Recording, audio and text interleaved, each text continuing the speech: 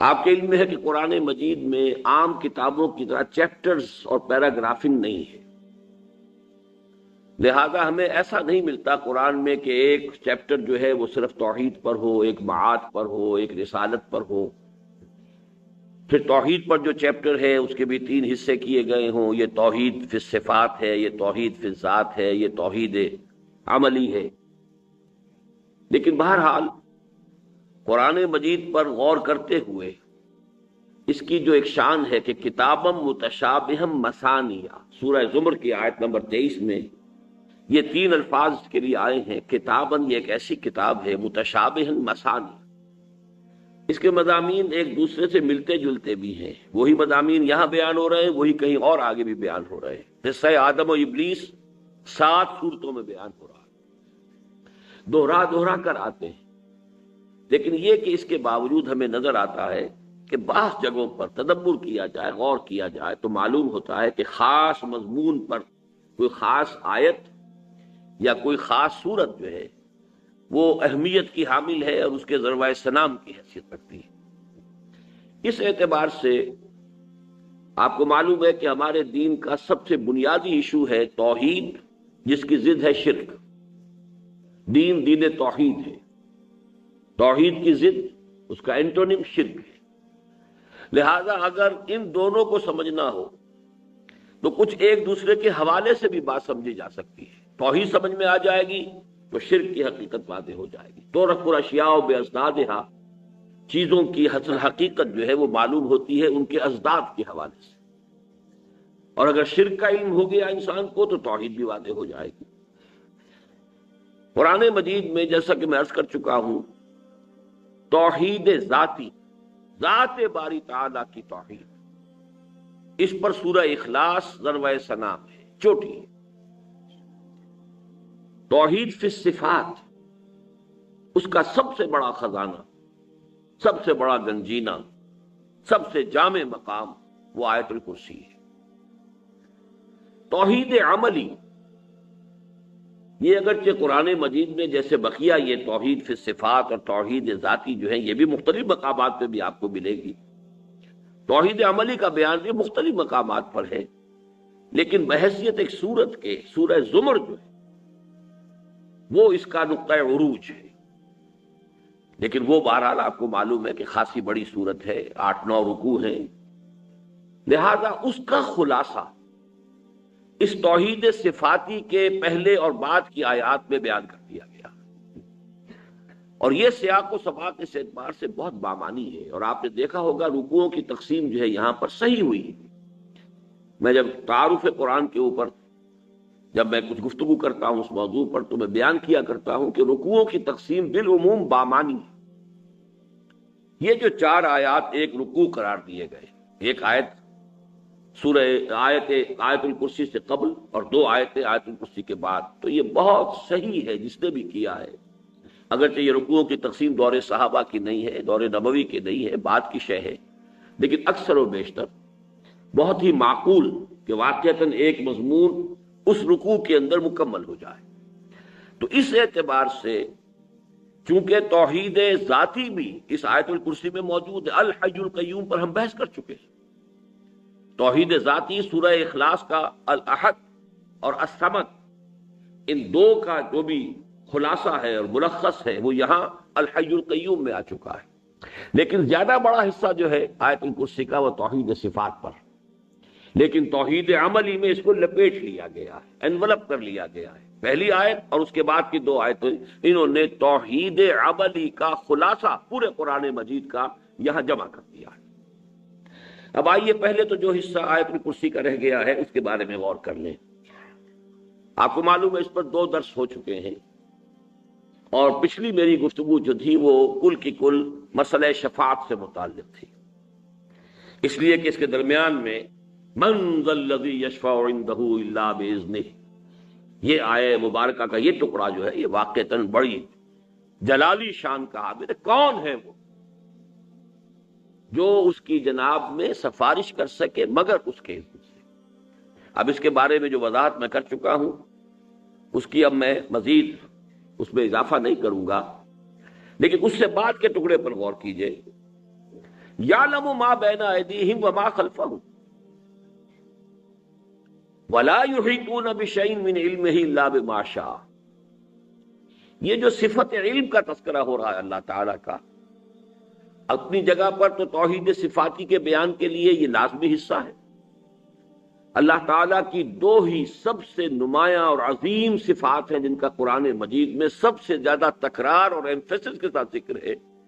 ایک قدرت، هو علی کل شیء قدیر، ایک علم، هو بکل شیء علیم. ان دو صفات کے حوالے سے یہاں نوٹ کیجئے کہ آیت الکرسی میں ظاہر بات ہے کہ اللہ تعالیٰ کی صفت علم کا تذکرہ ہونا چاہیے. تو پہلے تو اس اصول سے غور کر لیں، پھر دیکھیں گے کہ شفاعت کے ساتھ اس کا کیا تعلق ہے. یعلم ما بین ایدیہم وما خلفہم، وہ جانتا ہے جو کچھ ان کے سامنے ہے اور جو کچھ ان کے پیچھے ہے. تفسیری اعتبار سے تو اس میں بہت سے اقوال ہیں، اس سے مراد کیا ہے. اگرچہ ہم کہہ سکتے ہیں کہ بطور استعارہ ہے ہر شے کا احاطہ کرنے کے لیے، جو کچھ ان کے سامنے ہے وہ بھی اللہ کے علم میں ہے، جو کچھ ان کے پیچھے وہ بھی اللہ کے علم میں ہے. گویا کہ اس طریقے سے کہ احصاء اور احاطہ ہو جاتا ہے. لیکن پھر بھی مفسرین نے اس پر اپنی اپنی آراء کا اظہار کیا ہے، اور خاص طور پر جو تابعین حضرات میں سے حضرت عبداللہ ابن عباس رضی اللہ تعالی عنہما کے شاگردوں میں سے جن کا خصوصی ذوق تھا تفسیر قرآن کا، ان میں سے حضرت مجاہد، حضرت قتادہ اور حضرت سدی، ان کی رائے یہ ہے ما بین ایدیہم سے مراد ہے امور دنیا جو ہمارے سامنے، وما خلفہم سے مراد ہے امور آخرت جو ہمارے پیچھے. یہ رائے ہے حضرت مجاہد، حضرت قتادہ، حضرت سدی کی. لیکن اس کے برعکس ہے حضرت ضحاک اور حضرت کلبی کی رہا کہ یہ کہتے ہیں کہ ما بین ایدیہم سے مراد آخرت ہے. آخرت آگے ہے جدھر ہم جا رہے ہیں، وہ مستقبل کی شے ہے ہمارے لیے، ہمارا رخ ادھر ہے. اور وما خلفہم سے مراد امور دنیا ہے، اس لیے کہ میں نے کل جو کمائی کی تھی وہ پیچھے رہ گئی، آج جو کمائی کر رہا ہوں وہ پھر پیچھے رہ جائے گی، کل آ جائے گی. تو پھر اس میں جو بھی، جیسا کہ ایک مقام پر فرمایا کہ وما تدری نفس ماذا تکسب غدا، کسی جان کو یہ علم نہیں ہے، کوئی انسان یہ نہیں جانتا کہ کل وہ کیا کمائی کرے. تو جو کمائی ہم کرتے جا رہے ہیں وہ تو پیچھے رہ گئی، وہ منزلیں وہ تو کہیں جمع ہو گیا حساب کتاب. اس اعتبار سے حضرت ضحاک، حضرت کلبی کی رائے یہ ہے کہ ما بین ایدیہم سے مراد امور آخرت ہے اور وما خلفہم سے مراد امور دنیا ہے. لیکن ایک خاص قول کہ جو حضرت عطا نے نقل کیا ہے مرفوعاً اس معنی میں کہ انہوں نے صراحت کی ہے کہ عبداللہ ابن عباس رضی اللہ تعالی عنہما کا قول ہے کہ امور آخرت سے مراد، امور ما بین ایدیہم سے مراد ہے من فی السماء والارض، جو بھی آسمان اور زمین میں ہے وہ سب وہ ہمارے سامنے ہے. اور وما خلفہم ما فی السماوات و فوقہن، آسمانوں اور اس سے اوپر جو کچھ ہے، آسمان یعنی آسمان سمائے دنیا اور زمین، اس میں جو کچھ ہے وہ تو ما بین ایدیہم ہے. آسمانوں میں اب اوپر ایک کے بعد دوسرا، دوسرے پر تیسرا، تیسرے پر چوتھا، اور پھر یہ کہ اس سے بھی اوپر جو کچھ ہے، عرش ہے اور کرسی ہے، اس کے بارے میں مختلف اقوال میں بعد میں بھی آپ کو بتاؤں گا. تو یہ ہے در حقیقت خلفہم. لیکن یہ کہ اب سب کو جمع کر لیجیے، حاصل کیا ہے؟ کل مخلوقات کے جو کچھ سامنے ہے اور جو کچھ پیچھے اللہ کے علم میں وہ موجود ہے. اب دیکھیے اسی کو اب دوسرے پیرائے میں کہا ہے، ایک ہی بات کا ایک منفی پہلو بھی آیا. وَلَا يُحِيطُونَ بِشَيْءٍ مِّنْ عِلْمِهِ إِلَّا بِمَا شَاءَ. اللہ کی شان تو مثبت طور پر یہ آ گئی کہ جو کچھ ہے کائنات میں، آسمانوں میں، زمین میں، ان کے سامنے، ان کے پیچھے. بلکہ ایک اور مجھے یاد آ گیا کہ بڑا پیارا انداز ہے سورہ طٰہٰ میں کہ حضور صلی اللہ علیہ وسلم نے پس منظر یہ ہے کہ کچھ شکوہ کیا حضرت جبرائیل سے علیہ الصلوۃ والسلام کہ آپ دیر دیر سے آتے ہیں، ہمیں انتظار رہتا ہے، وحی کا اشتیاق ہوتا ہے، اور آپ وقفہ وقفت دے رہے ہیں، اور وقفے طویل بھی ہو جاتے ہیں. تو اس کا جواب جو حضرت جبرائیل نے دیا ہے وہ قرآن میں، وَمَا نَتَنَزَّلُ إِلَّا بِأَمْرِ رَبِّكَ، اے محمد ہم آپ کے رب کے حکم کے بغیر نازل نہیں ہو سکتے. لَهُ مَا بَيْنَ أَيْدِينَا وَمَا خَلْفَنَا وَمَا بَيْنَ ذَلِكَ. یہ میرے نزدیک سب سے زیادہ بلیغ ترین مقام ہے. جو کچھ ہمارے سامنے ہے اس کا اختیار بھی اللہ کو ہے، جو کچھ ہمارے پیچھے ہے اس کا اختیار بھی اللہ کو ہے. وما بین ذالک، اور آگے اور پیچھے کے درمیان کون ہے؟ میں ہوں، میرا اختیار بھی اللہ کا. یہ بالکل وہی بات ہے جو میں نے آپ کو وہ دعا جو ہے سنائی تھی کہ اللہ تعالی کے سامنے عجز کی کیفیت، ناصیتی بیدک ماض فی حکمک عدل فی قضاؤک، یہ کیفیت ہونی چاہیے. میرے وجود میں بھی تو تیرا ہی حکم جاری و ساری ہے. تو اس پہلو سے اللہ کی صفت علم کو تو بیان کیا، یعلم ما بین ایدیہم وما خلفہم.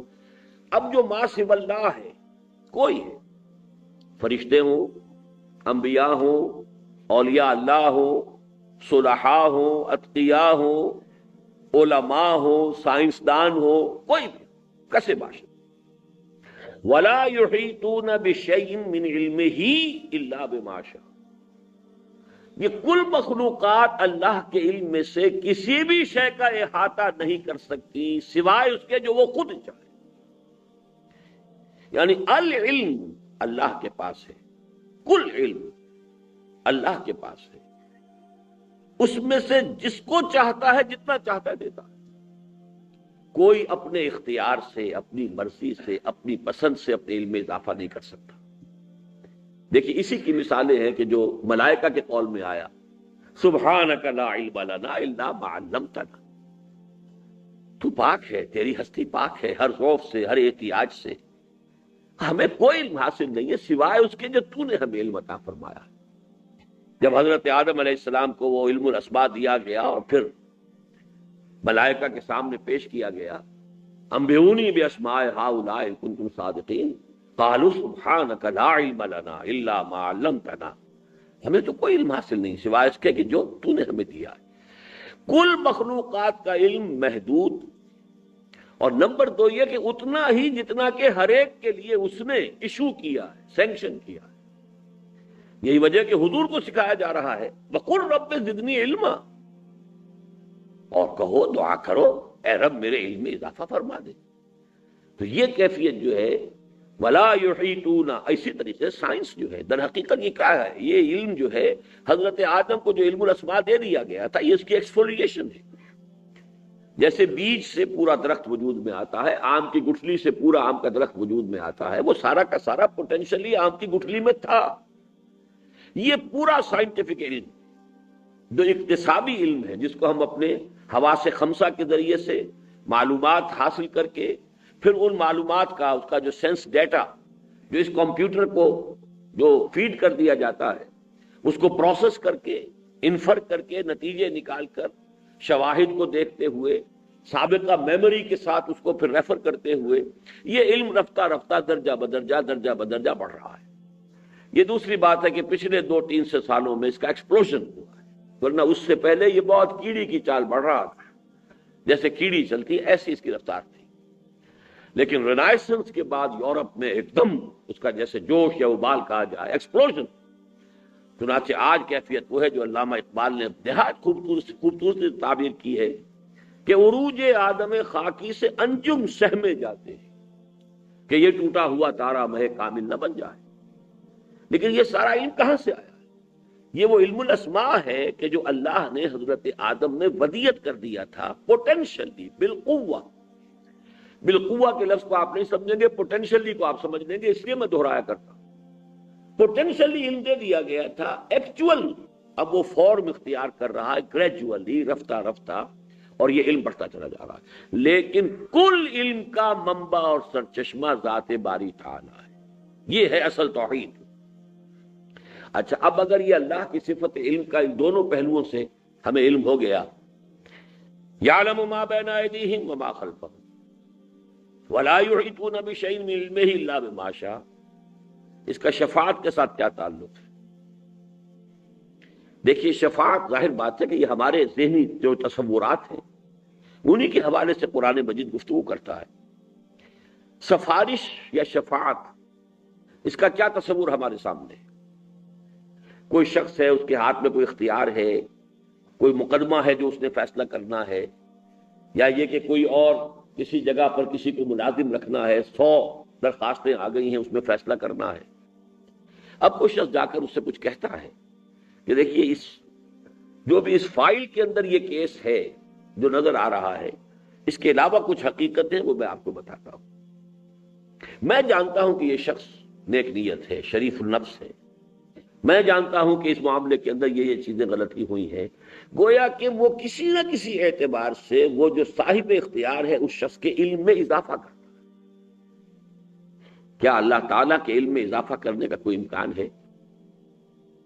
کوئی شخص یہ کہہ سکتا ہے کہ پروردگار تجھے معلوم نہیں ہے، یہ شخص در حقیقت ایسا ہے؟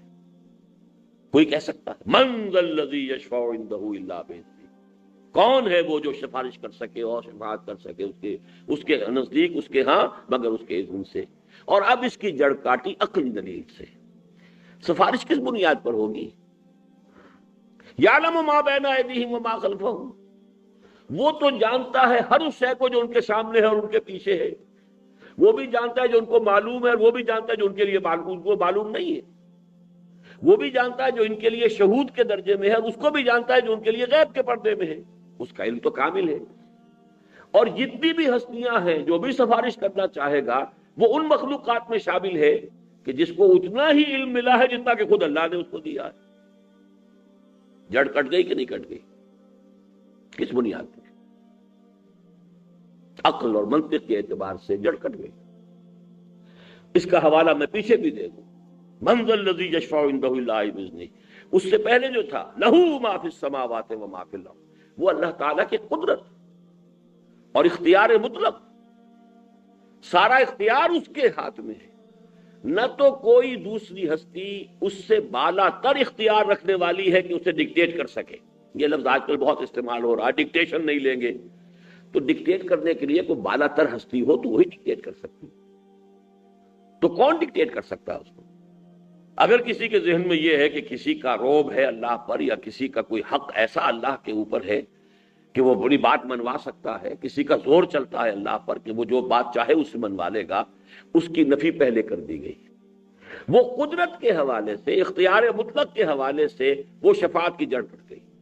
لہ ما فی السماوات و ما فی الارض من ذا الذی یشفع عندہ الا باذنہ۔ اور اس کے بعد جو رہی کسر تھی، رہی صحیح، اس کو پورا کر دیا۔ آخر سفارش کس بنیاد پر ہوگی؟ کوئی جا کے کہہ سکتا ہے کہ اللہ مجھے معلوم ہے کہ یہ معاملہ ایسا ہے؟ معاذ اللہ۔ یعلم ما بین ایدیہم وما خلفہم ولا یحیطون بشیء من علمہ الا بما شاء وسع کرسیہ السماوات والارض۔ کرسی، اس کی کرسی، اس لفظ کو سمجھئے، یہ چونکہ ان متشابہات میں سے ہے، عرش، کرسی، قلم، یہ ساری چیزیں جو ہے یہ اس عالم سے متعلق ہیں کہ جن کے بارے میں صحیح کوئی تصور ہم کر ہی نہیں سکتے، امور غیبیہ ہیں۔ اب اس میں آپ کو قول بہت سے مل جائیں گے۔ کرسی اصل میں عربی میں لغت کے اعتبار سے کہتے کرسا، کسی شے کا تہ بر تہ ہونا۔ فرض کیجیے گدیاں پڑی ہوئی ہیں بہت سے، آپ نے ایک دوسری تیسری جو اب اونچی ہو گئی، اب اس کے اوپر آپ بیٹھ گئے، یا یہ کہ کوئی اور ایسی شے ہے اونچا بیٹھنے کے لیے، تو اس طریقے سے چونکہ اہتمام کیا جاتا تھا تو اس جگہ کو پھر کہا جاتا تھا کرسی۔ ذرا اونچی جگہ ہے جو تہ بر تہ بلندی جس کے اندر آئی ہے۔ لیکن استعارہ اس کا کیا ہے؟ استعارہ ہے اقتدار، اختیار، اس کا اقتدار مطلق چھایا ہوا ہے آسمانوں کو اور زمین کو، مستولی ہے، تمام آسمان اور زمین اس کی گرفت میں ہے، اس کے قبضہ قدرت میں ہے۔ وسع کرسیہ السماوات، کوئی شے بھی، اور یہ میں نے بارہا عرض کیا ہے کہ قرآن مجید چونکہ کائنات، کون و مکان، ٹائم اینڈ سپیس، ان اصطلاحات کو کہیں استعمال نہیں کرتا، وقت و زمان اور مکان کہیں استعمال نہیں کرتا، بلکہ وہ سادہ الفاظ کہ جو عرب کا بدو بھی سمجھ لیتا تھا۔ کل کائنات کے لیے لفظ ہے ما فی السماوات و ما فی الارض، بات ختم۔ یہ گویا کہ احاطہ ہے کل کون و مکان کا، کل کائنات کا، ٹوٹل ایگزسٹنس۔ اب معلوم ہوا کہ کل کائنات، کل زمان و مکان اللہ تعالیٰ کے اختیار مطلق کے تحت ہے، کوئی حصہ اس کا اس سے فارغ، خالی، آزاد نہیں۔ یہ بھی اس کی قدرت کاملہ اور اس کا اختیار مطلق بھی اس کی تعبیر ہے۔ وسع کرسیہ السماوات والارض، ولا یعودہ حفظہما، دیکھیے ہر جگہ آپ دیکھ رہے ہیں مثبت بھی منفی بھی. یعلم ما بین ایدیہم وما خلفہم ولا یحیطون بشیء من علمہ الا بما شاء وسع کرسیہ السماوات والارض ولا یعودہ حفظہما وہو العلی العظیم. یہ بلاغت کے اصول ہیں جس سے خوبصورتی پیدا ہوتی ہے کلام میں. لہ ما فی السماوات وما فی الارض وسع کرسیہ السماوات والارض ولا یعودہ حفظہما. آدھا یعودہ عربی زبان میں کہتے ہیں کہ کوئی ایسا بوجھ جس کو اٹھانے میں دقت ہو. اسی کی ایک مثال ہے حمل اور اسر. حمل کہتے ہیں وہ بوجھ جس کو لے کر آدمی چل سکے بآسانی، وہ حمل ہے. اور اسر وہ بوجھ جس کے نیچے آدمی دب کر رہ جائے، اس کا بوجھ اٹھایا نہ جا رہا ہو، اب وہ پاؤں اٹھا نہ سکے، چل نہ سکے. وَلَا تَحْمِلْ عَلَيْنَا إِصْرًا كَمَا حَمَلْتَهُ عَلَى الَّذِينَ مِن قَبْلِنَا. یہ جو عظیم ترین دعا ہے جس پر کہ یہ عظیم ترین سورت قرآن مجید کی ختم ہوتی ہے. ربنا لا تؤاخذنا ان نسینا واخطانا ربنا ولا تحمل علينا إصرا كما حملته على الذين من قبلنا ربنا ولا تحملنا ما لا طاقة لنا به. تو حمل جو ہے وہ بوجھ ہے، لیکن وہ بوجھ کے جس کے نیچے کو دب کر رہ جائے وہ ہے اسر. اسی طریقے سے آدھا یعود، جس سے کوئی شخص جو ہے وہ عاجز آ جائے، کوئی ہستی عاجز. ولا یعودہ حفظہ، ان دونوں کی حفاظت، آسمانوں اور زمین، کل کائنات، کون و مکان. اب وہ الفاظ جو ہیں فلسفیانہ اصطلاح جو استعمال ہوتی ہے ان سب کو جمع کر لیجیے. مراد کیا ہے؟ اس پورے وجود کو اٹھائے رکھنا. اب یہاں وہ لفظ آ جائے گا قیوم. یہ کل وجود قائم ہے اس کی توجہ سے یا اس کی قدرت کاملہ سے. کل وجود جو ہے اس کا در حقیقت برقرار رہنا اللہ تعالیٰ ہی کے بل پر ہے، اللہ ہی کے اذن پر ہے، اللہ ہی کی توجہ کے اتکا سے. اب یہ الفاظ تو ہم استعمال کر رہے ہیں بات کو ظاہر کرنے کے لیے، لیکن یہ الفاظ ہماری زبان کے ہیں، وہ زبان کے جو محدود ہیں، اور اس میں یہ کہ اس کے علاوہ ہم باہر جا نہیں سکتے. لیکن یہ کہ اس سے مراد کیا ہے کہ یہ سب چیزیں جو ہیں کہ جو اللہ تعالیٰ ہی کی توجہ سے کہہ لیں، اذن سے کہہ لیں، قدرت سے کہہ لیں قائم ہے. یہ نہ سمجھنا کہ یہ اس پر گراں گزر رہی ہے.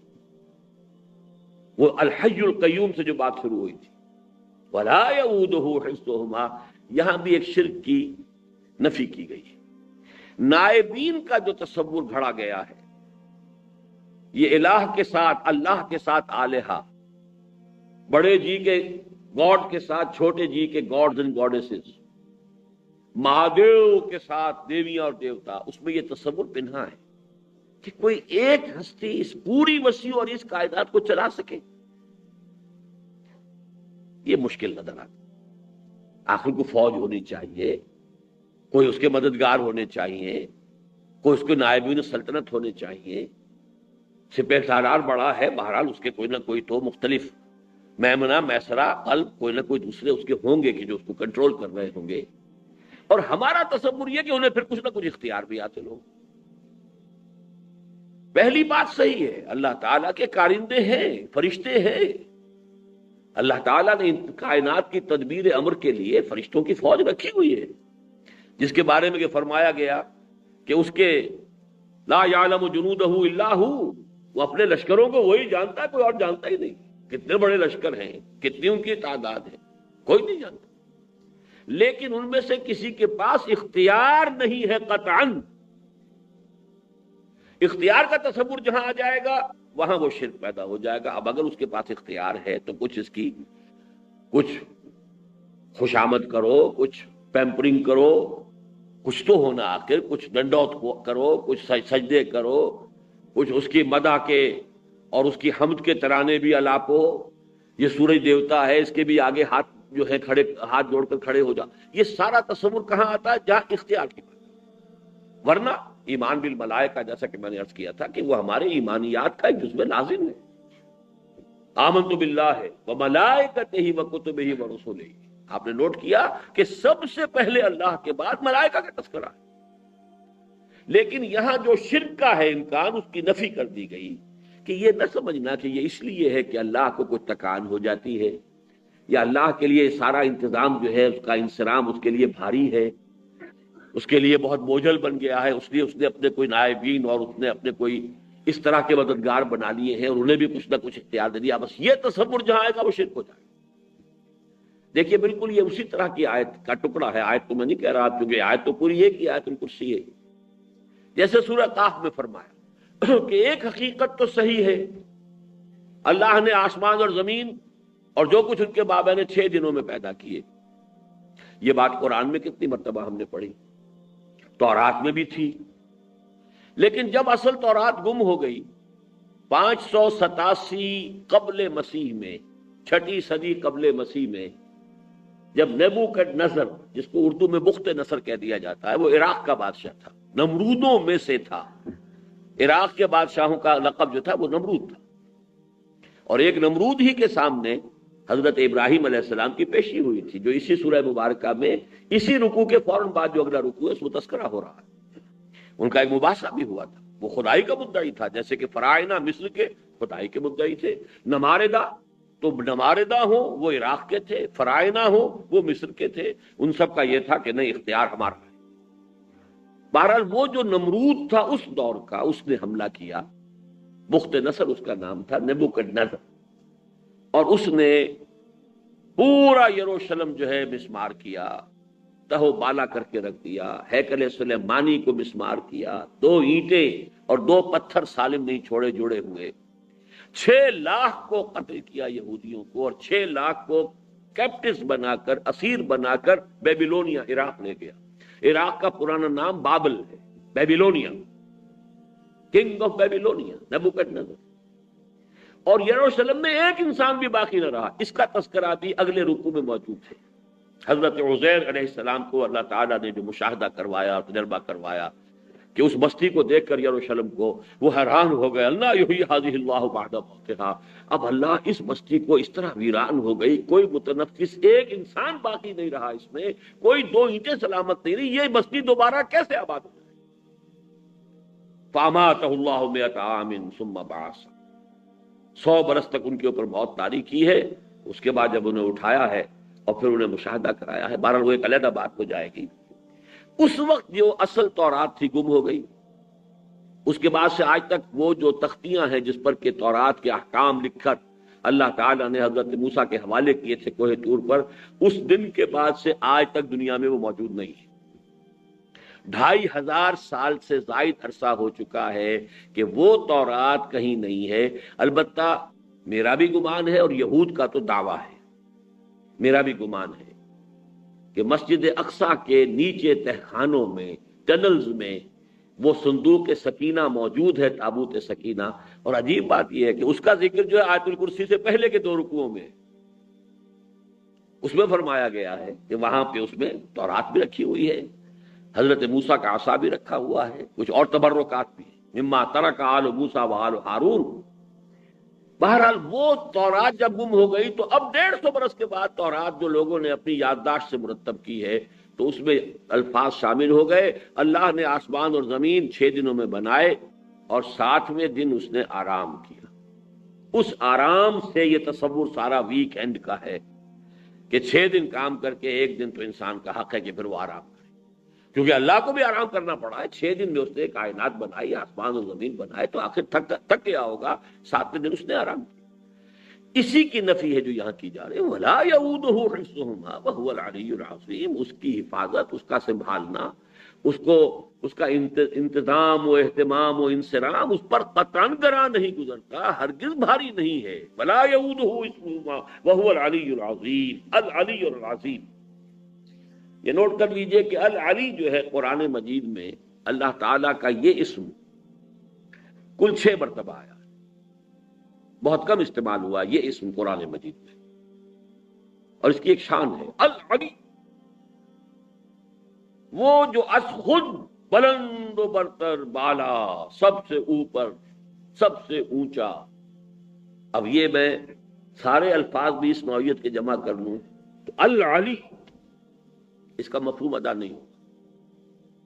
قرآن مجید میں بھی جیسا کہ میں نے عرض کیا، علیین جو ہے، علیین وہ تو خیر 2 مرتبہ مزید بھی آیا ہے، العلی نام تو وہی ہوگا کہ جو الف لام کے ساتھ ہے، معرف باللام ہو کر 6 مرتبہ آیا ہے تو 4 مرتبہ العلی الکبیر،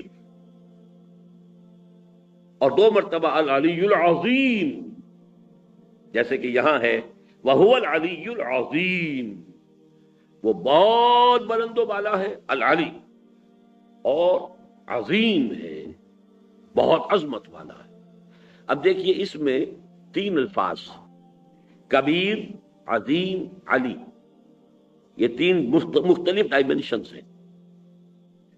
علی اونچا، بلند و بالا، یہ بھی گویا کہ ایک محسوس، مشہود، اس طرح کی ایک ڈائمنشن ہے۔ کبیر، بہت بڑا، یہ بھی وہ ڈائمنشن ہے کہ جو ظاہر و باہر ہے، محسوس ہونے والی ہے۔ عظیم، عظمت، یہ ایک مخفی ہے۔ ایک چیز چھوٹی بھی ہو سکتی ہے حجم میں، اور اس میں عظمت زیادہ ہو سکتی ہے۔ سورہ اخلاص بہت چھوٹی ہے، کبیر نہیں ہے۔ سورت قرآن مجید کی جو سب سے بڑی سورت ہے وہ تو سورہ بقرہ ہے، جو تقریباً 3 پاروں پر ہے، یعنی 1/10 قرآن تو اپنے حجم کے اعتبار سے بن گیا، لیکن نہیں، عظمت جو ہے وہ سورہ اخلاص کی ہے، سنو سے قرآن، تہائی قرآن کے مطابق۔ تو ایک ہے ظاہری اعتبار سے کسی شخص کا بلند ہونا، بہت بڑا ہونا، اور ایک ہے اس کی باطنی حقیقت، عظیم۔ یہ عظمت جو ہے یہ ان ظاہری ڈائمنشن سے آزاد ہے۔ اب یہ تمام الفاظ جمع ہم کریں گے تب کہیں جا کر کچھ تھوڑا سا دھندلا سا ہلکا سا تصور اللہ تعالیٰ کی صفات کے بارے میں آئے۔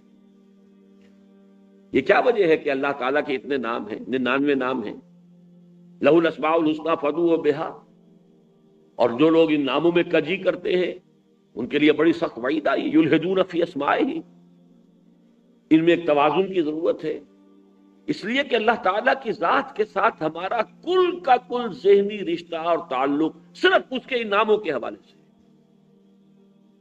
اس کی ذات تو وراء الورا ثم وراء الورا ثم وراء الورا، یہ الفاظ خاص طور پر تکرار کے ساتھ شیخ احمد سرہندی رحمۃ اللہ علیہ نے اپنے مکتوبات میں وراء الورا ثم وراء الورا ثم وراء الورا، وہ ہمارے تخیل سے، تصور سے، ہمارے فہم سے، ہر چیز سے بالا تر، پھر بالا تر، پھر بالا تر، پھر بالا، وراء الورا ثم وراء الورا ثم وراء۔ اب اس کے ساتھ تعلق کیسے ہوگا؟ وہ اسماء سے، اور اسماء جو ہے ان کے اندر ایک جامعیت ہے، اللہ کی ہستی کے، وجود کے، ہستی کے کسی ایک رخ کو ایک اسم ظاہر کر رہا ہے، کسی دوسرے پہلو کو دوسرا۔ اب اس میں جامعیت اگر نہ رہی تو ہو سکتا ہے کہ آپ کا ذہن جو ہے اللہ تعالیٰ کے ساتھ وہ صحیح طور پر وابستہ نہ رہے، اس میں کجی ہو جائے۔ وہ الغفور بھی ہے، المنتقم بھی ہے۔ اگر آپ نے کہیں صرف غفور ہی کے پر تکیہ کر لیا، قرآن مجید میں 2 جگہ پر آیا ہے یہ تصور کہ نفاق کا اور بے عملی کا سب سے بڑا سبب یہ ہو جاتا ہے کہ انسان اللہ کی شان غفاری پر دھوکہ کرے۔ اللہ غفور ہے، اللہ بخشنے والا، ٹھیک ہے کرتے رہو جو کرتے رہو، وہ غفور ہے، وہ رحیم ہے، بخشنے والا۔ یا ایھا الانسان ما غرک بربک الکریم، کس شے نے دھوکہ دے دیا ہے تجھے اس رب پر کہ جو ہے غفور ہے، کریم ہے، سب کچھ ہے، لیکن اس نے تمہیں بتا دیا ہے کہ وہ حساب کتاب لے گا۔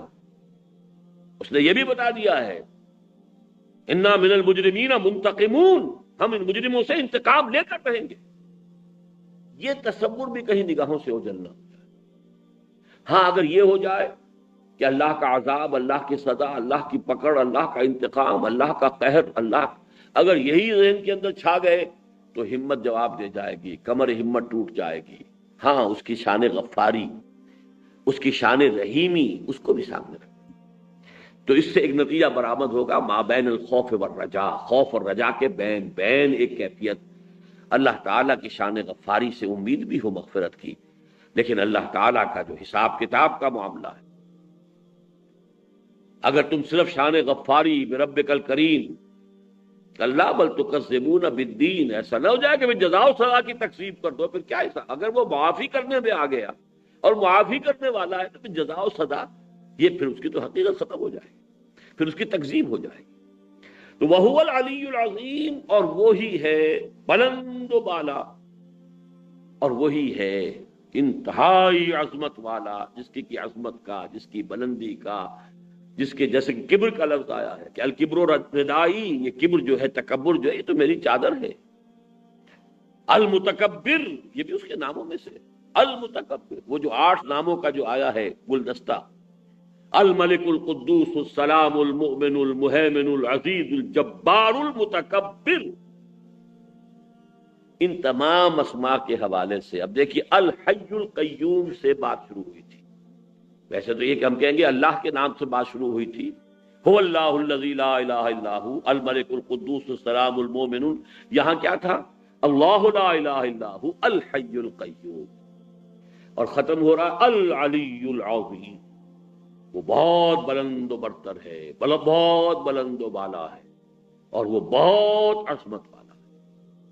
ایک بات اور نوٹ کر لیجئے کہ علی کے ساتھ حکیم کی صفت جو قرآن مجید میں آئی ہے، یہ ایک بار تو اللہ تعالیٰ کے ساتھ آئی ہے، اللہ کے لیے، اور لیکن یہ کہ قرآن مجید کے لیے یہ لفظ العلی، علی، وَإِنَّهُ فِي أُمِّ الْكِتَابِ لَدَيْنَا لَعَلِيٌّ حَكِيمٌ، یہ قرآن جو ہے یہ تو ہمارے پاس اس ام الکتاب میں ہے جو بہت بلند و بالا ہے، قرآن، اس کی عظمت کے لیے بھی لفظ علی آیا ہے۔ اب یہاں یہ آیت الکرسی کا بیان تو ختم ہوا، اب دیکھیے اس سے آگے میں نے عرض کیا تھا کہ توحید نظری یا توحید فی العقیدہ یا توحید علمی، سورہ اخلاص، آیت الکرسی، ان دونوں کو ذہن میں رکھیے۔ ویسے تو یہ کہ اس کے اور پہلو بھی ہوں گے، لیکن یہ کہ یوں سمجھیے کہ اجمالی طور پر توحید فی الصفات، توحید فی الذات، یہ دونوں خزانے آپ کو حاصل ہو گئے۔ توحید عملی کیا ہے؟ جس کے لیے فرمایا ہے حضور نے، میں نے شاید یہ سب سے پہلے یہ کوٹ کیے تھے حضور کے الفاظ مبارکہ، وحد اللہ، وحد اللہ، وحد اللہ۔ توحید سے فعل امر ہے وحد اللہ، اللہ کو ایک کرو، اللہ کو ایک کرو، اللہ کو ایک کس معنی میں ایک کرے؟ وحد اللہ، توحید، اور یہ اس فعل امر وحد اللہ، اس معنی میں جہاں تک تو تعلق ہے نظری، فکری، علمی، اصولی، اس میں تو توحید ذات اور توحید فی صفات سے بات مکمل ہو گئی، لیکن توحید عملی ہے کہ جس میں انسان کو بڑی محنت کرنی پڑے گی، بڑی مشقتیں کرنی پڑیں گی، بڑا جہاد کرنا پڑے گا، تب کہیں جا کر وہ توحید عملی کی شکل حاصل ہوگی۔ جیسا کہ میں عرض کر چکا ہوں شروع میں، اس کا سب سے بڑا خزانہ سورہ زمر ہے، لیکن یہاں دیکھیے اب 2 آیتیں جو آخری ہیں پہلے وہ پڑھ لیں۔ لا اکراہ فی الدین قد تبین الرشد من الغی، دین میں کوئی جبر نہیں۔ مراد کیا ہے؟ دین کے اختیار کرنے میں کوئی جبر نہیں۔ دین میں تو جبر ہوگا، جب اللہ کو مان لیا حاکم تو اب اس کا حکم ماننا پڑے، لیکن کسی بھی فرد کو اسلام اور ایمان کے قبول کرنے پر کبھی نہ مجبور کیا گیا ہے نہ کیا جائے۔ لیکن اس کا ایک غلط مفہوم بھی لوگ لے لیتے ہیں کہ اس کا تو مطلب یہ کہ ہر شخص کو کھلی آزادی ہونی چاہیے، جو چاہے کرے۔ نہیں، آپ اسلام کا اگر دعویٰ کر رہے ہیں، مسلمان ہونے کا اگر آپ اقرار کر رہے ہیں، اب آپ کے اوپر جبر کیا جائے گا، اب آپ کو یہ کرنا ہوگا، یہ حرام ہے، اس سے بچنا ہوگا، اور یہ آپ پر واجب ہے، فرض ہے، یہ آپ کو ادا کرنا۔ پھر زکوٰۃ جبرن دی جائے، آپ چاہیں چاہے نہ چاہیں۔ لہذا دین کے اندر اس اعتبار سے تو جبر ہے، جس نے قبول کیا اب اس میں جبر کے ساتھ بھی اس پر عمل کرایا جائے گا۔ نماز نہیں پڑھتا ہے، تعزیر ہوگی، اور وہ تعزیر اس حد تک بھی ہے، بعض فقہا کے نزدیک قتل کر دیا جائے، بعض فقہا کے نزدیک یہ ہے کہ اسے اذیت پہنچائی جائے گی، اسے جیل میں ڈالا جائے گا جب تک کہ توبہ نہ کرے اور اقرار نہ کرے کہ آج میں نماز پڑھوں گا، چھوڑا نہیں جائے گا۔ تو اس کی نفی نہیں ہے، اسلام قبول کرنے میں کوئی جبر نہیں۔ دوسرا پہلو یہ ہے کہ اسلام ایک بحیثیت نظام زندگی وہ اور شے ہے، اور اسلام انفرادی طور پر اختیار کرنا یا نہ کرنا یہ دوسری شے ہے۔ کسی فرد کو ہم مجبور نہیں کریں گے اور نہ کبھی کیا گیا ہے کہ وہ اسلام لائے، لیکن کوئی نظام زندگی کفر پر قائم ہو وہ ہمارے لیے چیلنج ہے۔ وہ اگر ہمارے دم میں دم ہے، ہمارے جان ہے، ہم اس نظام کو نہیں چلنے دیں گے۔ اس کو تلپٹ کر کے نظام کو بالجبر ختم کرنا جائز ہے، جائز ہی نہیں لازم ہے۔ یہ دوسری بات ہے کہ میرے پاس طاقت نہ ہو، اگر طاقت نہیں ہے تو مجھ پر واجب ہے میں طاقت حاصل کرنے کی کوشش کروں۔ یہی سارا فلسفہ انقلاب کا ہے، دعوت کے ذریعے سے، تبلیغ کے ذریعے سے، نصیحت کے ذریعے سے، ذرائع ابلاغ کو استعمال کر کے آپ دعوت دیجئے، لوگوں کو کھینچیے، قرآن کو میگنیٹ بنائیے، قرآن کے اس مقناطیسی قوت سے لوگوں کو، سلیم الفطرت لوگوں کو کھینچیے، کھینچ کر انہیں پھر جمع کیجئے، ایک طاقت بنائیے، انہیں کوڑا بنائیے، اس کو بٹ دے کر، جماعت بنا کر، اور پھر جب یہ کافی مضبوط طاقت ہو جائے تو پھر باطل کے اوپر دے ماریے۔ بل یقذف بالحق علی الباطل، یہ اللہ تعالیٰ کی شان ہے، وہ حق کا کوڑا دے مارتا ہے باطل کے سر پر، فیدمغہ، اور اس کا بھیجا نکالتا ہے۔ یہ جو فعل ہے در حقیقت اللہ تعالیٰ تو فاعل حقیقی ہے، فاعل ظاہری تو اہل ایمان ہوں گے نا، وہ کوڑے کی شکل پر ہے۔ وہ جو علامہ اقبال نے کہا صورت شمشیر ہے دست قضا میں وہ قوم، دست قضا اللہ کا ہاتھ، لیکن اس کے ہاتھ میں قوم، وہ ملت، وہ امت، صورت شمشیر ہے دست قضا میں وہ قوم، کرتی ہے جو ہر زمان اپنے عمل کا حساب۔ بہرحال پہلا مصرع ذہن میں رکھیے، تو اللہ تعالیٰ کے ہاتھ کا کوڑا کون ہے؟ ویسے ملائکہ بھی ہیں، جب چاہتا ہے ملائکہ کے ذریعے سے پوری پوری قوموں کو تہو بالا کر دیتا۔ آخر جو عذاب آیا ہے کن کے ذریعے سے آیا؟ وہ سمود پر آیا، وہ قوم نوح پر آیا، وہ ان بستیوں پر آیا، عبورہ اور صدوم کی بستیوں پر، یا مدین کی بستی پر آیا، جو بھی آیا کن کیا؟ فرشتوں کے ذریعے سے۔ لیکن ایک عذاب وہ ہوتا ہے جو اللہ تعالیٰ اپنے اوپر ایمان لانے والوں کے ذریعے سے اپنے باغیوں کو دیتا ہے، اور وہ ہے کہ پہلے ایمان کی دعوت کے ذریعے سے، قرآن کی مقناطیسی تاثیر کے ذریعے سے سلیم الفطرت لوگوں کو کھینچ لیا جائے، اور پھر ان کو جمع کر کے طاقت بنا کر، اور باطل کے خلاف کوڑے کے طور پر با نشہ درویشی در ساز و دمادم زن، چون پختہ شوی خدرا بر سلطنت جم سن۔ تو ان دو پہلوؤں سے اکراہ ہے۔ میں نے اس لیے واضح کر دیا کہ عام طور پر ہمارے ہاں کے لبرل لوگ، جی آپ کیوں جبر کرتے ہیں؟ کوئی ننگا ناچنا چاہتے ہیں ناچے، آپ کیوں کہتے ہیں کہ یہ کام غلط ہو رہا؟ موسیقی کانفرنس ہو گئی ہے، جیسی ہو گئی ہے، خام خواہ آپ اعتراض کیوں کرتے ہیں؟ کسی نے آپ کو تو پابند نہیں کیا کہ ضرور وہاں جائیں۔ ٹی وی پر جو ہو رہا ہے آپ خام خواہ اعتراض کرتے ہیں، کوئی آپ نے، کسی نے مجبور نہیں کیا کہ آپ ٹی وی گھر میں رکھیں اور دیکھیں، نہیں، غلط بات ہے۔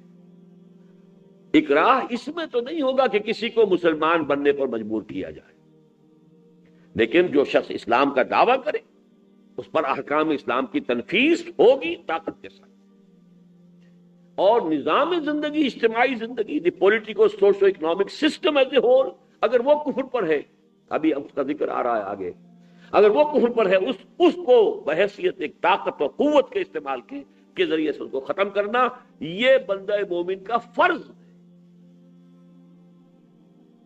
ایسا فرض کہ جس کی تکمیل کا وہ مکلف نہیں ہے، لیکن اس کے لیے جد و جہد کرنے پر مکلف ہے۔ اگر نہیں کر رہا ہے تو گویا کہ اس نے باطل نظام کے ساتھ مفاہمت کر لی ہے، ریکنسیلیشن کیا ہوا ہے، اس کو ذہناً اور قلباً قبول کیا ہوا ہے، اس کی چاکری میں لگا ہوا ہے، اس کی چھتری تلے اپنے پاؤں پھیلا کر سو رہا ہے، اس کے سائے تلے جو ہے وہ اپنی بلڈنگیں بنا رہا ہے، اپنے عیش کر رہا ہے، عیش گاہیں بنائی ہیں۔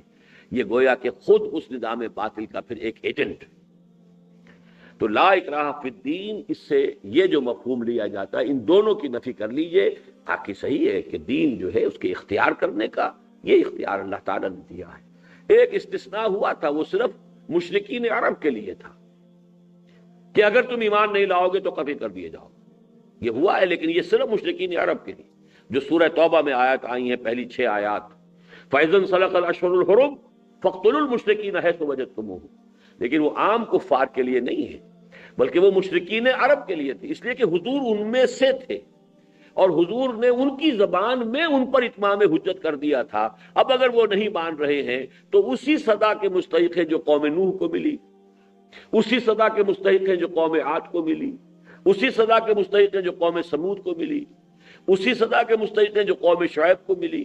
لہذا اس سزا کی صرف بدلی ہوئی شکل یہ ہے کہ قوم ہود پر، قوم صالح پر، اور یہ کہ عمورہ اور صدوم کی بستیوں پر، اور قوم نوح پر اور قوم شعیب پر جو عذاب آئے ہیں وہ فرشتوں کے ذریعے سے عذاب بھیج دیا گیا۔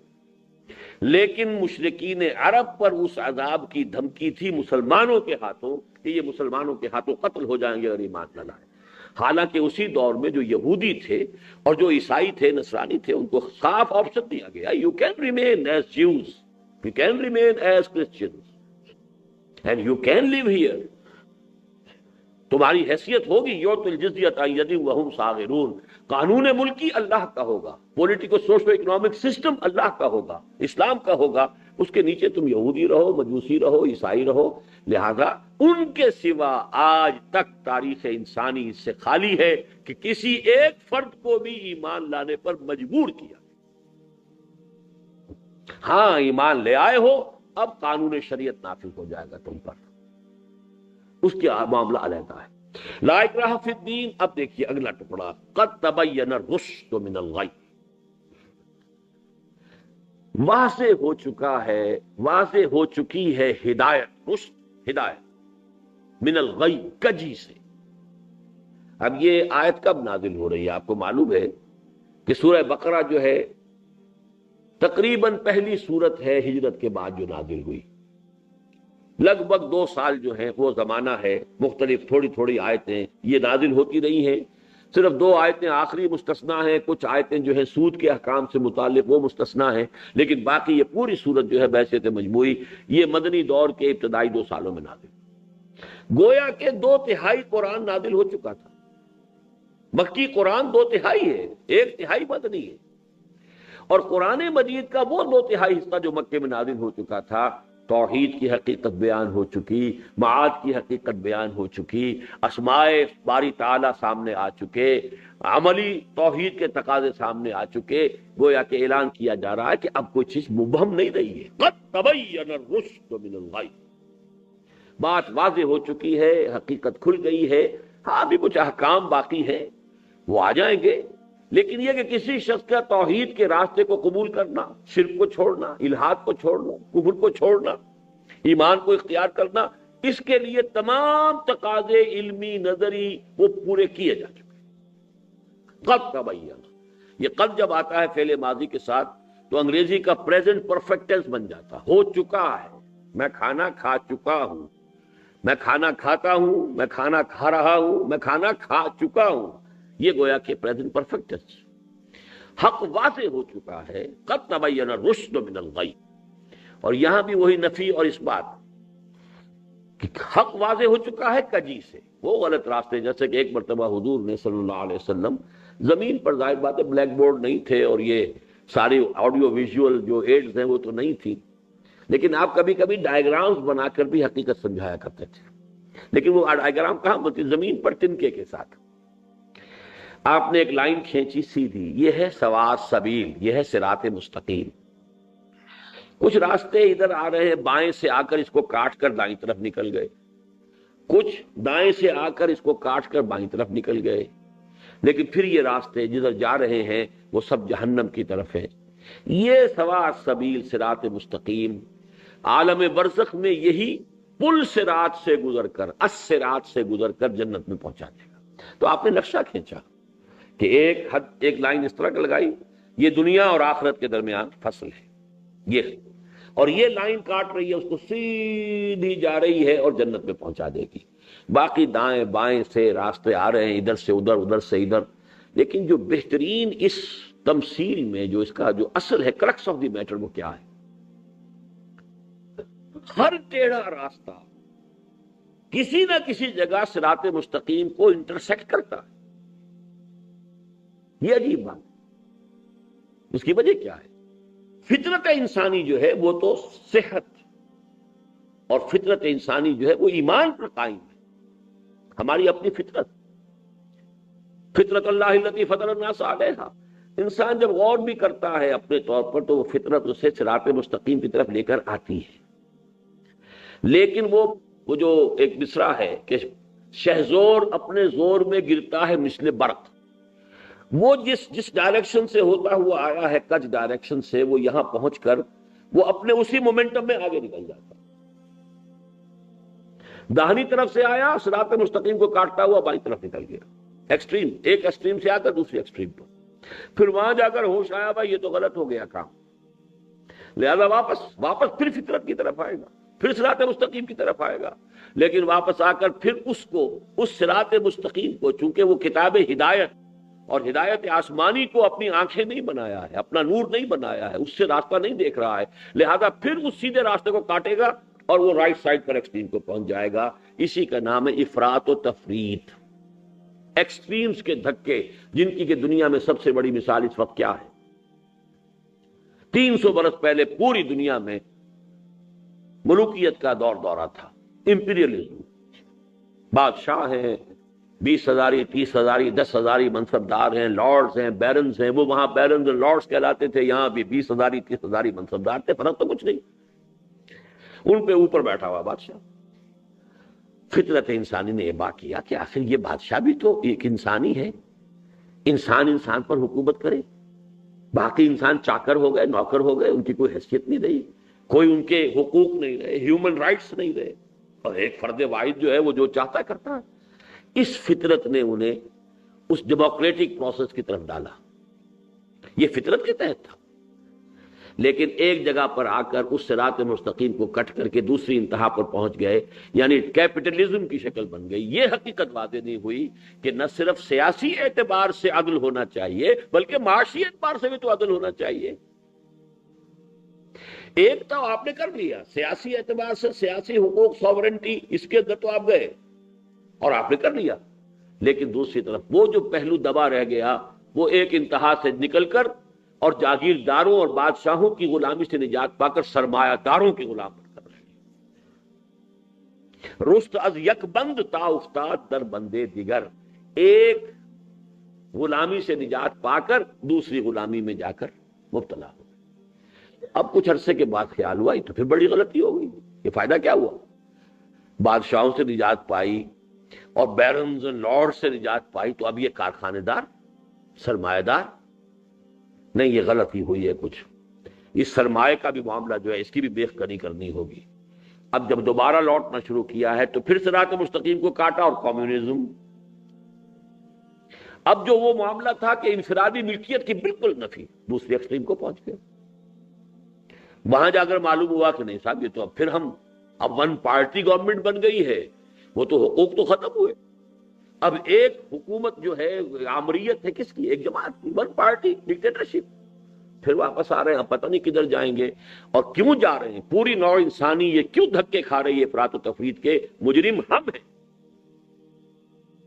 وہ الہدا لے کر ہم بیٹھے ہوئے تلاوت کرتے ہیں، ثواب حاصل کر لیتے ہیں، اللہ اللہ خیر سمجھ، نہ ہم نے دنیا کو دکھایا نہ اس کی کوئی مثال پیش کی۔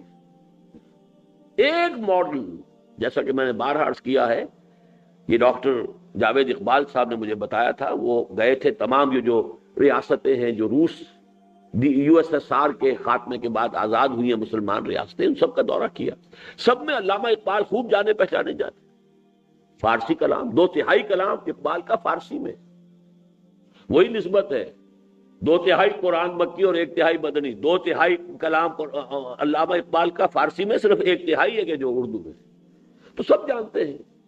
لیکن انہوں نے یہ کہا کہ جہاں میں گیا انہوں نے کہا وی نیڈ اے ماڈل، صحیح اسلامی ریاست اور صحیح اسلامی معیشت کا کوئی ایک نمونہ تو دنیا میں ہمیں دکھا دیا جائے، we need a model. The Saudi model is not acceptable to us because it is based on monarchy. In the same way, the Iranian model is also not acceptable to us because it is based on theocracy. We need a model. وہ model بنانے کے لیے چلے تھے۔ علامہ اقبال نے کہا تھا کہ مجھے یقین ہے کہ شمال مغربی ہند میں ایک آزاد مسلمان ریاست قائم ہوگی، اور اگر ایسا ہو گیا تو ہمیں موقع مل جائے گا کہ اسلام کے اصول حریت و اخوت و مساوات کا ایک عملی نمونہ دنیا کے سامنے پیش کر سکیں، اور اسلام پر جو پردے پڑ گئے ہیں دور ملوکیت میں ان کو ہٹا دیں۔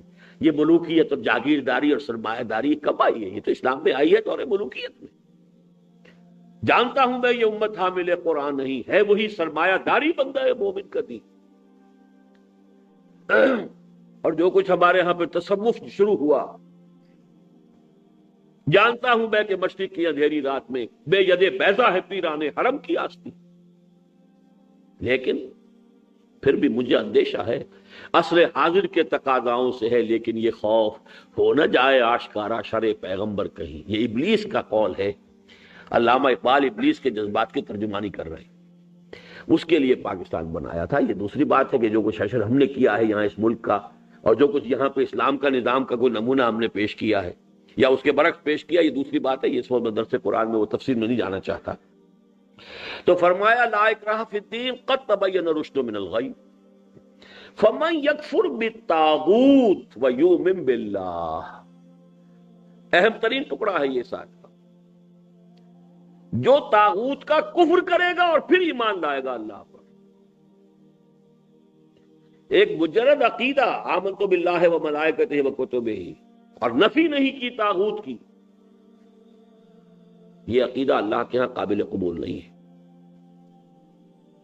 ومن یکفر بالطاغوت، لا الہ کہہ کر پھر الا اللہ ہے، نفی پہلے ہے اس بات بعد میں۔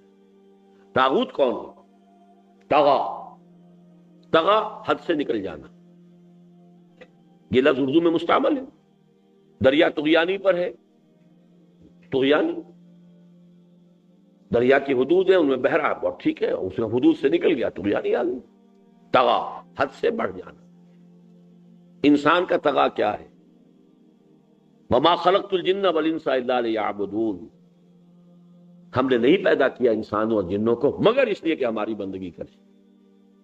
بندگی سے جو نکلا وہ طغیانی کا مرتکب ہے، اور جب وہ ایک نظام بن جائے تو وہ طاغوت ہے۔ یہ فالوت کے وزن پر ہے، جیسے کہ جبروت، ملکوت، رغبوت، یہ مختلف الفاظ اس وزن پر آتے ہیں، اور یہ ایک مبالغے کا مفہوم دیتے ہیں، اگرچہ یہ مصدر کی شکل میں ہی ہے۔ تو ہر وہ ادارہ، ہر وہ شخص طاغوت ہے جو اللہ تعالی کی عائد کردہ حدود سے تجاوز کر گیا۔ سب سے بڑا طاغوت وہ سیاسی نظام ہے جس میں اللہ کی حاکمیت کو تسلیم نہ کیا،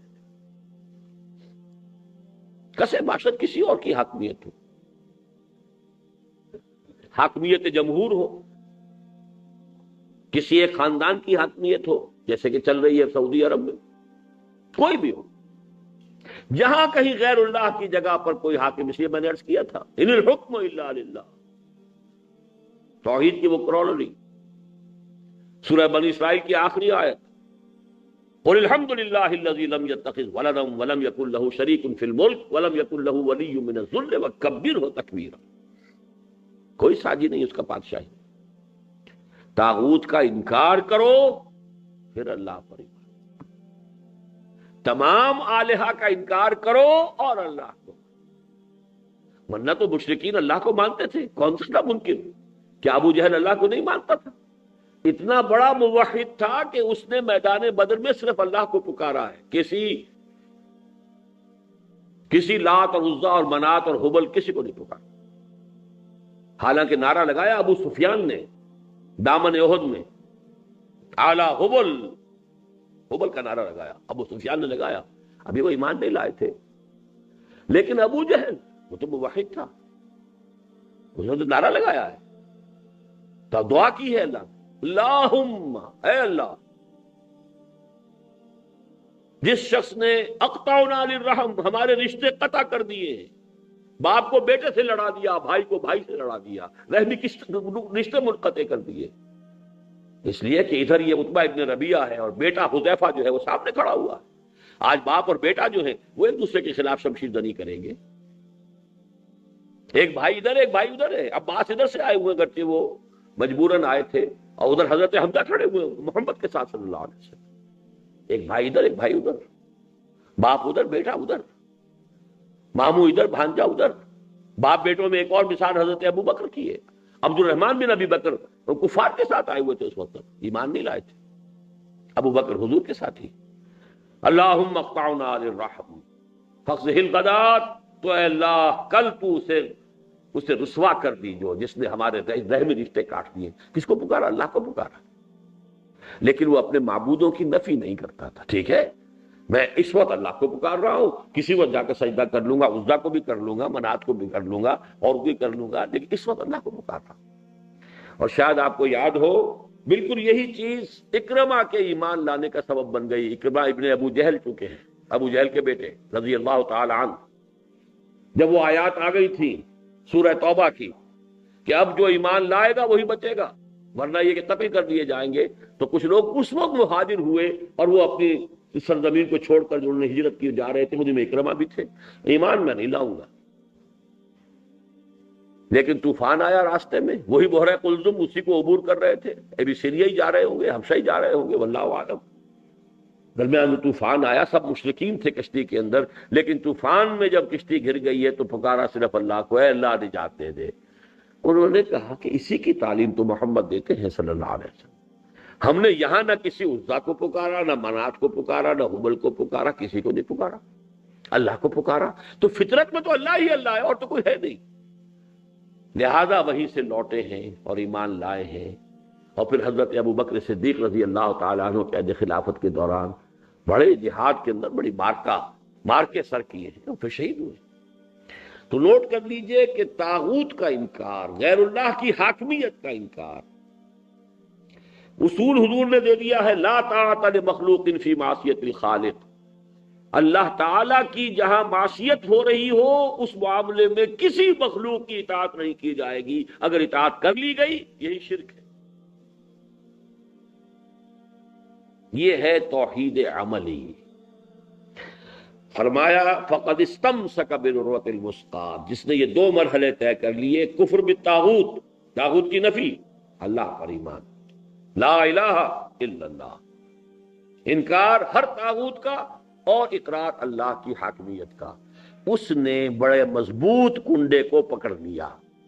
عروہ کہتے ہیں، عروۃ الدل، کوئی اگر ڈول ہے اس کو بھی جہاں رسی باندھی جائے گی اس کا عروہ ہے۔ اسی طریقے سے کوزہ ہے، اس کوزے کو بھی ایک طرف سے پکڑنے کے لیے ہینڈل ہوتا ہے، اس کا عروہ ہے، اور اس کی جمع عرا ہے۔ عروۃ الوثقی، وثقی اوسط سے ہے، بہت مضبوط۔ یہ وثوق سے میں کہہ رہا ہوں، یہ لفظ اردو میں بھی مستعمل ہے۔ وثیقہ وہ جو ایک جو ڈاکومنٹ ہے جو لکھا جا رہا ہے، بہت مضبوط تحریر ہے، تو وثقی اس کا مؤنث ہے۔ تو فرمایا یہ مؤنث کے اندر، اور یہ اس میں تفصیل ہے، فقد استمسک بالعروۃ الوثقی، اس نے تو پکڑ لیا ہے مضبوط کنڈے کو، لا انفصام لہا، جس کے ٹوٹنے کا کوئی امکان نہیں۔ یہ ہے توحید عملی۔ اس کنڈے کو پکڑنے کی مثال میں دیا کرتا ہوں، اگر کوئی شخص جہاز کے عرشے سے نیچے گر جائے، سمندر میں تیرنا بھی نہیں آتا، اگر کہیں اس جہاز کا کوئی کنڈا اس کے ہاتھ میں آ جائے تو کبھی چھوڑے گا اس کو؟ اس کی جان اس کنڈے کے اندر ہے۔ چاہے کوئی شارک مچھلی آئے اور اس کی ٹانگ اڑا کر لے جائے گا، وہ کنڈے کو نہیں چھوڑے گا، ٹانگ جاتی ہے جائے۔ یہ ہے وہ العروۃ الوثقی، مضبوط سہارا، مضبوط کنڈا، لا انفصام لہا، واللہ سمیع علیم، اللہ سمیع اور علیم ہے۔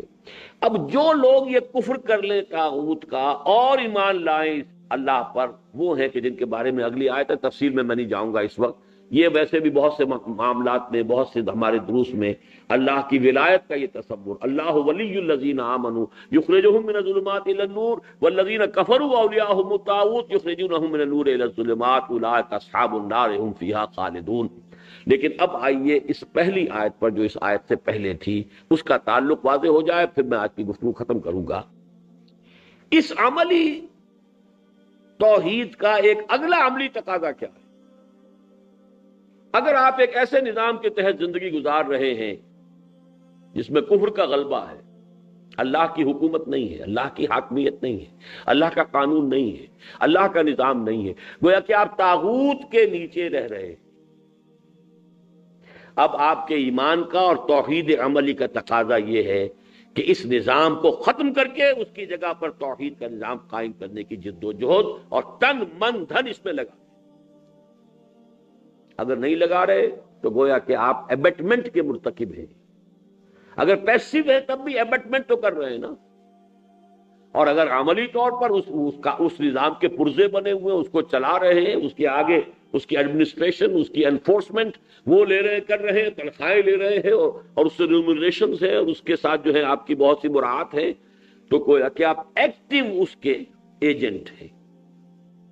جبکہ برعکس توحید عملی کا تقاضا یہ ہے تن من تن اس نظام کو بدلنے پر لگا دیا جائے. یہ ہے یہ آیت، یا ایھا الذین آمنوا انفقوا مما رزقناکم. اے ایمان کے دعوے دارو جنہوں نے دعویٰ کیا ہے کہ ہم طاغوت کا انکار کرتے ہیں اور اللہ پر ایمان لاتے ہیں، اب آپ جو کچھ ہم نے تمہیں دیا ہے اسے لگاؤ اور کھپاؤ اور صرف کرو. نفقت الفرس، گھوڑا مر گیا.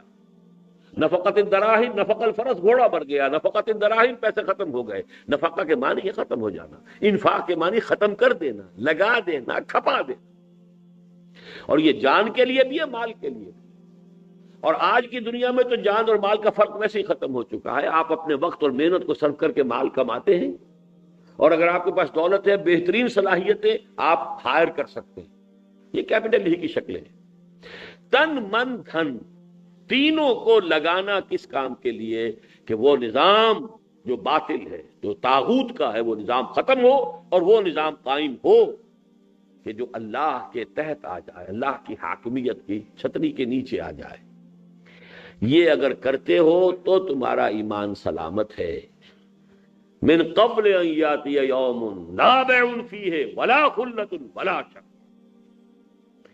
اس توحید عملی پر وہ